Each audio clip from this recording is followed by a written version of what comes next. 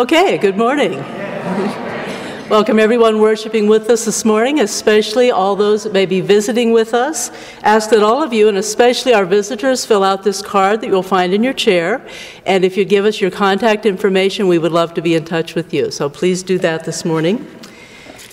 I have something from Donna Bryant that I would like to read to you that she would like you all to hear, and then we'll put on the bulletin board as well. The smallest things can change our lives, one hand reaching out to another, one prayer whispered in faith, one moment that shines with His presence. Thinking of you with deep appreciation, warmest thanks, Donna and Cuban. When Ulysses said Fort Street was one in a million and always will be, it will always be there for him. We see what he meant, heartfelt prayers to all of you for cards, prayers, condolences, and monetary gift. So a thank you from Donna and her family, and we want to continue to remember them in our thoughts and prayers. Also, our prayers this morning for Sarah Morgan, who is in Harper Hospital, her daughter Bobby, who is in a rehabilitation facility, so that family's having difficulties. We want to keep them in our prayers. Rose Grosscup also, who has now returned home. Valerie Kimbrough, who is in rehab as well and is at home. So we remember all of these folks. Also would ask prayers for the Second Mile Center. I was talking to Ruth Azar the Friday evening, and they had their van stolen. Their computer system is not working very well. They can hardly do administrative work out of the office. Their phone system is not working, and they had all of the children in lockdown on, I believe it was on Friday, because there appeared there was going to be a shooting out in the neighborhood, so she had everyone in lockdown. Was very impressed that when she called the police, they were there within a minute to aid the center and have assistance for them. So Ruth is pretty stressed out, and they've also lost funding. After some of the decisions of General Assembly, they have lost funding and may lose more, so we want to continue remembering them and continue working on ways we can build partnerships with them. The children that were, some of the children, maybe others that were here with us on the 15th of June will be back the second Sunday of September with us, so we look forward to having them, and we hope to have them frequently and to build a partnership with this community. Also, would ask your prayers for the Presbyterian National Multicultural Conference that will be meeting in Fort Worth, Texas this week.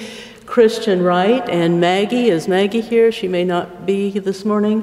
Maggie Fleming will be joining me there for this conference. Christian will be staying for the Young Adult Post Conference, so looking forward to that.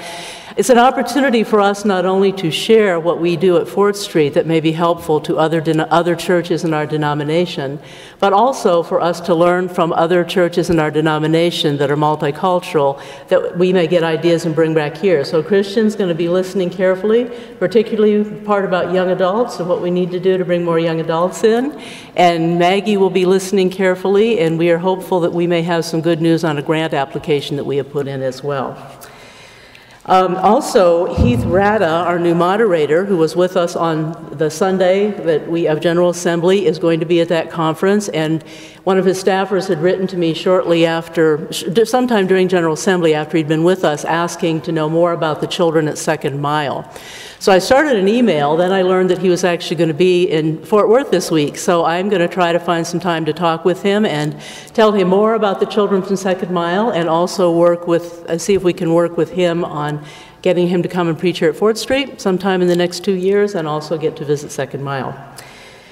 We do also have some new neighbors. 601 right across the street has been purchased by Mark Campbell. We've been talking back and forth since April, building a relationship and how we might partner together.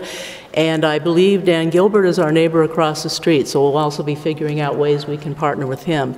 I did not hear an announcement I thought was coming last week about who's going to actually move into this building, but I heard it is possible that they may be bringing 350 to 700 new jobs into this building in our neighborhood. So that would be a great thing, and another place for us to figure out how to partner.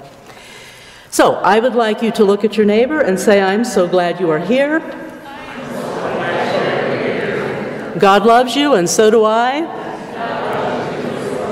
Will you worship with me this morning?" Let us worship our God.